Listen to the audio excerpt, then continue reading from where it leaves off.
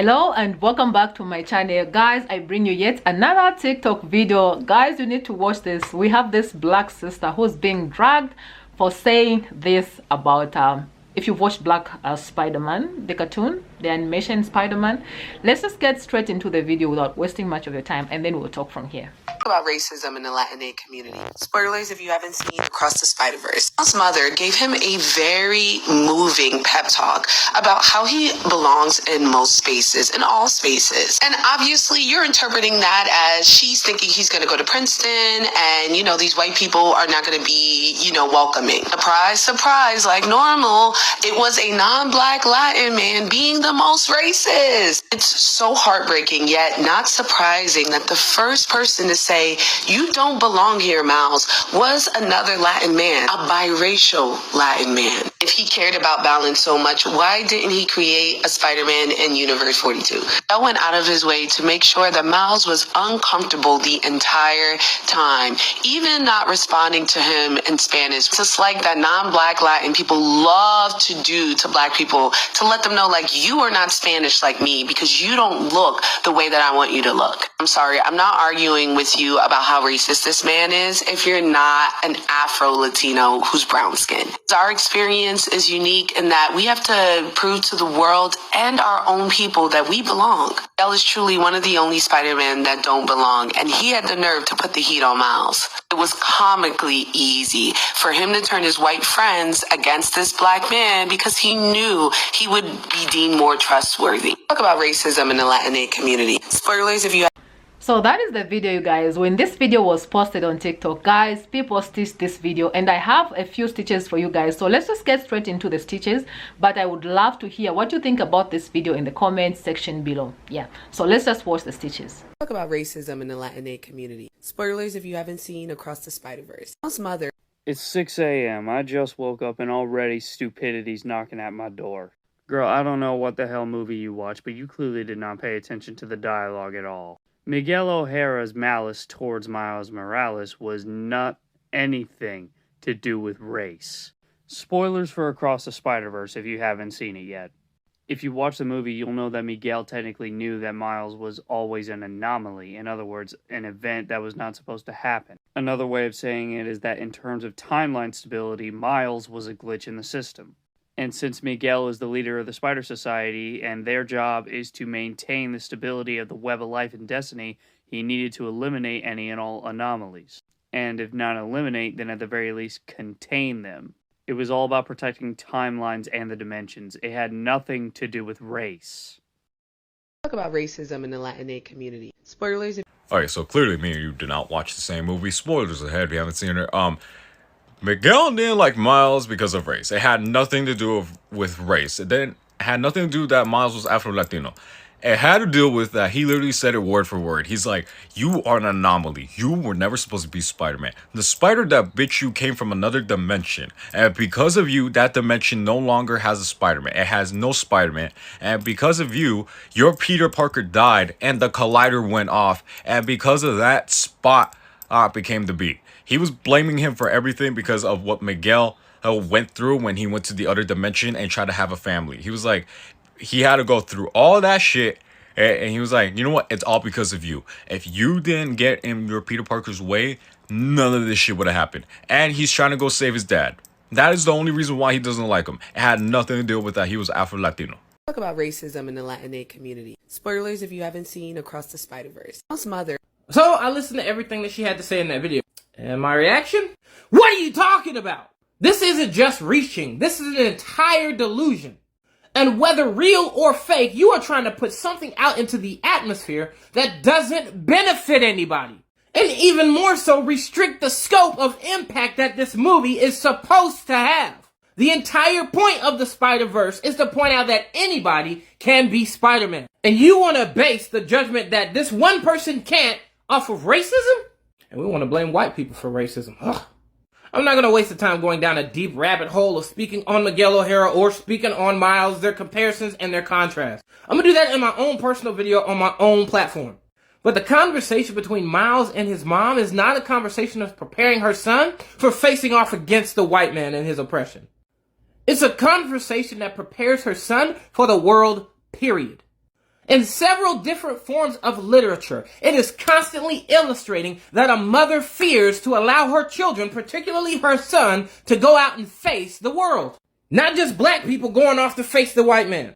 Darker skin, Latin people, Puerto Rican people, POCs, whatever it is that you want to use as a justification for your claim, you're missing it. Because it wasn't that Miles went to go face off against racism. It was that Miles went to go face off against the world that he wanted to go venture out and see. And he didn't come home to his mother expressing, Mom, I don't want to do this anymore. I'm so afraid. He said, Mom, I came back and I won and I'm no longer afraid. Definitely paraphrasing. Now, Miguel O'Hara, how could you draw this conclusion when the proper explanation was given in detail? You know, it takes me back to Hercules when Philoctetes told Herc, some things you just can't change. And Herc looked up from his knees and said, yes, I can. And he goes saves Megara. And Miles Morales is doing the exact same thing. He's gonna go save his father. And the issue here is Miguel O'Hara is operating off of, if I can't have it, nobody else can. And not simply based off of emotion, but off of actual evidence of things that have occurred in his personal life and in other universes. Very Batman-esque, if you ask me. Under no circumstances was any of that being propagated by racism. This last one's going to be harsh, but I was going to say something really harsh, but I'm not going to change who I am just because I'm frustrated over a Spider-Man movie. Let's get real for a second. Because the real significance of Across the Spider-Verse is pointing out that you need to be okay with where you are and not run from your life. Because so many people think that they need to escape the world that they live in to do and become someone or something that they're not. Miles' mom made that perfectly clear. He doesn't have to become something else. Miles' father made it perfectly clear that he's willing to receive his son no matter what the truth may be. And it's Miles that's not accepting of that until he ventures out, sees the world that he thought he wanted to see, and sees the truth of how it has actually bound them, that freedom that he's looking for, rather than freed them. And the same goes for every Spider-Man working with Miguel O'Hara. The real message is face your life and conquer that. You don't need to escape it to go venture out and go be and do someone or something else. Because the who you are makes a difference right here. Just go watch the movie again.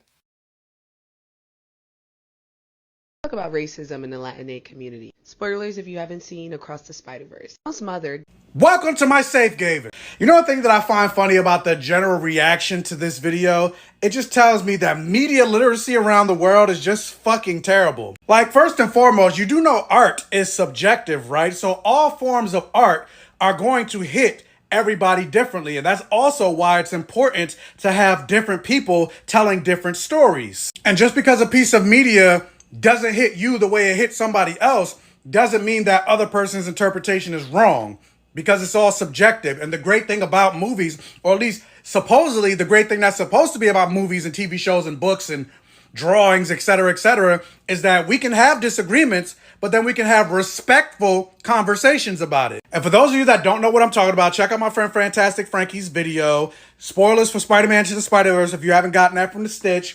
But she was basically saying how she felt that Miguel O'Hara, in the way he was approaching Miles, was racist. And I completely agree with that. I felt the same way while watching it. And I'm not even, I guess technically I am because my grandmother's Venezuelan, but I don't identify as Afro-Latino.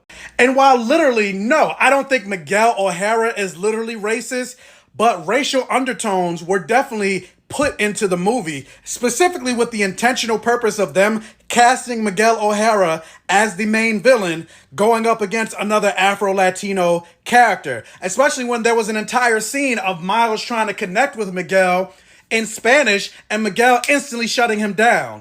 Tena Huerta, Gina Torres, so many other prominent Afro-Latino actors and actresses have talked ad nauseum about the colorism and racism that exists in the Latina community.